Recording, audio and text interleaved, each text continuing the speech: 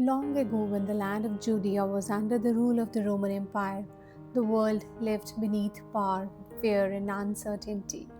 Roman roads stretched across the land, soldiers enforced decrees, taxes were heavy. Yet the greatest burden people carried was not political, it was spiritual. For generations, hearts had waited for a savior. In a small, quiet village called Nazareth lived Mary and Joseph. They were ordinary people, humble, unseen, without wealth or influence. Joseph worked as a carpenter, shaping wood with patient hands. Mary lived a life of faith, her days filled with simple tasks and quiet devotion. Nothing about their lives suggested greatness, and yet God often chooses ordinary to reveal the extraordinary. When a decree was issued by the Roman authorities that all people must return to their ancestral towns for a census, Joseph had no choice but to travel. He belonged to the lineage of King David, and so his journey led to Bethlehem. Mary, though near the time of childbirth, went with him. The road was long, the nights were cold, the future was uncertain. Yet they walked towards Bethlehem in a trust. Faith does not always know the outcome, sometimes it only knows obedience. Bethlehem was crowded with travelers. Homes were full, inns were closed, door after door shut quietly. There was no anger, no shouting, only silence and rejection. At last, they found shelter in a simple stable. That night, in the stillness of that humble place, Mary gave birth to a son. She wrapped him in clothes and laid him in a manger. No palace, no crown, no celebration. Yet, in that quiet moment, history changed. A star appeared in the sky. Shepherds in nearby fields received a heavenly message. Today, a Savior has been born to you. They came quickly, bowed in awe, and worshipped the child. That child was Jesus, born in humility, sent in love. Not everyone welcomed this birth. King Herod, fearing the rise of a new king, ordered the death of young children. Warned in a dream, Joseph took Mary and the child and fled to Egypt. They crossed borders, lived among strangers.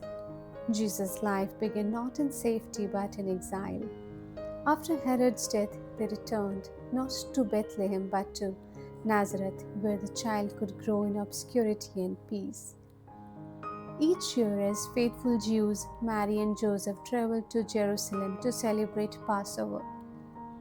Jerusalem was the spiritual heart of the people, the city of the temple, prayer, and sacrifice. When Jesus was 12 years old, they went again. After the festival ended, Mary and Joseph began their return journey, believing Jesus was with relatives or friends, but he was not. After searching anxiously, they returned to Jerusalem. They found him in the temple, sitting among teachers, listening, asking questions, and answering with wisdom far beyond his years. The elders were amazed. When Mary questioned him, Jesus replied, "Did you not know that I must be about my Father's business?" Yet, after this moment, Jesus did not remain in Jerusalem.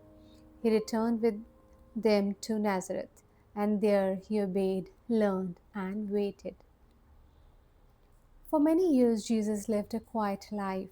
He worked with Joseph, shared meals, walked familiar paths, no miracles, no crowds, only preparation. The Son of God chose patience. Around the age of 30, Jesus stepped into public life. He was baptized in the river Jordan, and from that moment his mission began. He traveled from village to village, teaching about love, mercy, forgiveness, and faith. He healed the sick, restored the broken, welcomed the outcast. He spoke of a kingdom not built by power but by compassion. People followed him because his words carried truth and life. Truth unsettles power. Religious leaders grew fearful. Crowds became dangerous. One of his own disciples, Judas Iscariot, betrayed him for silver. In the Garden of Gethsemane, the betrayal came with a kiss. Jesus was arrested in the darkness. He was falsely accused, mocked, condemned. Though innocent, he was sentenced under pressure. He carried his cross to a hill, and there he was crucified. Even in suffering, Jesus forgave. Father, forgive them, for they do not know what they are doing. The sky darkened, the earth grew silent, and with his final breath, love completed its sacrifice. After the crucifixion, there was grief, fear, confusion, but the story did not end in death. The tomb was found empty. Hope rose again.